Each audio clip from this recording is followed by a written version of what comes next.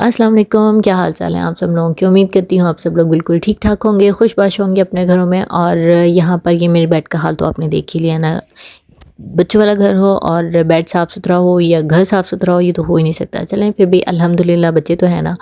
खैर यहाँ पर आज मैंने सेट करनी थी अपनी किड्स की कबर्ड, और ये हाल है इसका। और चुटकी बजाते मैंने यहाँ से सारी चीज़ें जो है ना वो गायब कर दी।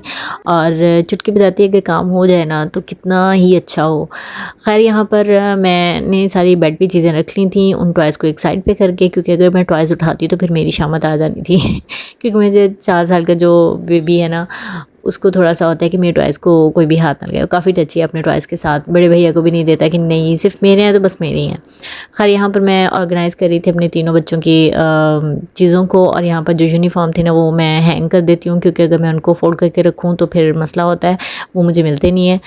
क्योंकि कबर्ड जो है वो हर दूसरे दिन तो मैसी हो जाती है, बच्चों ने खुद से चीज़ें निकालनी होती है, रखनी होती हैं, तो बस इस चक्कर में। और यहाँ पर ये पैंट्स थी यूनिफ़ॉर्म की, छोटे बेटे की थी जिसने अब स्कूल इंशाल्लाह मंडे से वो जाएगा, तो उसकी मैं अभी फ़ोल्ड करके ही रख रही हूँ, क्योंकि ये काफ़ी ज़्यादा थी। और अभी हैंगर जो थे ना वो मेरे पास मौजूद नहीं थे, तो हैंगर जो थे ना वो कम थे, तो फिर मैंने सोचा कि अब मैं इम्तियाज़ ग्रॉसरी के लिए जाऊँगी तो फिर वो मैं लेके आऊँगी, तो उसमें फिर मैं हैंग करूँगी।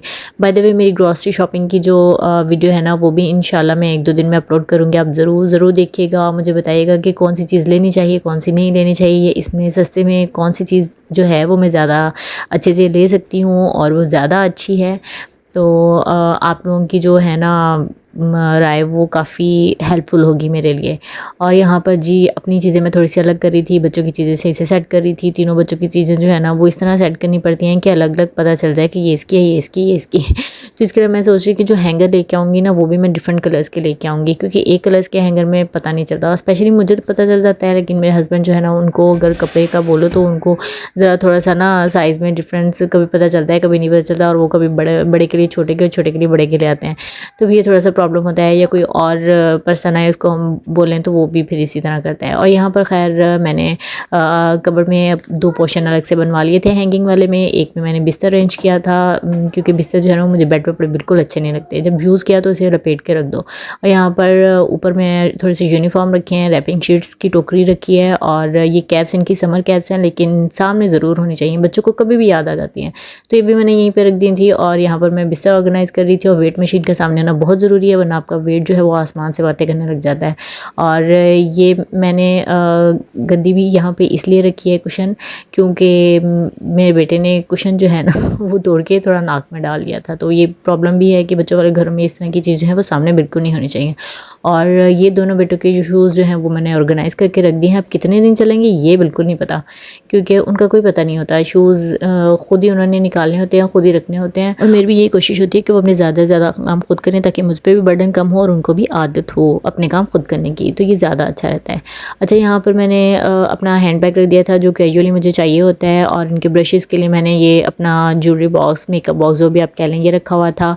और यहाँ पर आयरन के लिए कपड़े रखे हुए थे, और यहाँ पर जो आयरन किए हुए थे इनके कुर्ता वगैरह वो रखे हुए थे। यहाँ मैंने बिस्तर अरेंज कर लिए थे, साथ में कुशन था और साथ में वेट मशीन थी। और ये उनके शूज़ जो थे वो मैंने ऑर्गेनाइज़ करके अच्छे से रख दिए थे। और इनके शू रैक जो है ना वो इस तरह पाँव से निकाल लेते हो और पाँव से आप अंदर पुश कर देते हो, तो ये काफ़ी ईजी हो जाता है, वरना आपको बेड के अंदर तक सर जो है ना घुसा के देखना पड़ता है कौन सा शूज़ कहाँ पे रखा हुआ है। और इसकी क्लीनिंग भी आसान है, अगर डेली होती रहे तो साफ़ भी रहता है ये।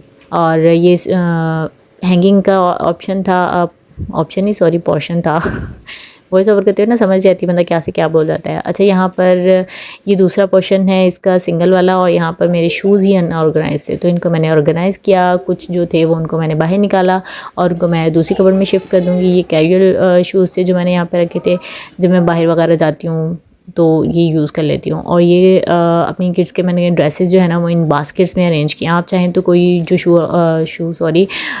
जो ड्रेस ऑर्गेनाइज़र बास्केट्स वगैरह मिलती हैं आप उसमें भी रख सकते हैं। मेरे बच्चे भी छोटे हैं तो उनकी इन बास्केट्स में ना आ जाती हैं, और कबर्ड जो है ना काफ़ी ऑर्गेनाइज लगती है। अजहान अपने ड्रेसेस खुद निकालते हैं, तो इसलिए उसकी बास्केट्स का ये हाल था कि कपड़े इधर के उधर थे।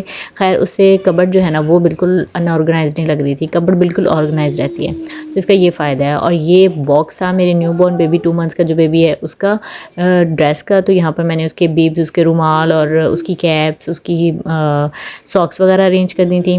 ताकि मुझे नज़र भी आती रहे कौन सी चीज़ कहाँ पे है। ये छोटी मोटी क्यूटी सी उसकी खेड़ी है तिल्ले वाली जो मैंने अभी तक यूज़ नहीं की, और ये उसके बुनियान वगैरह, उसके रुमाल वगैरह जो मैं डेली वेयर में यूज़ करती हूँ।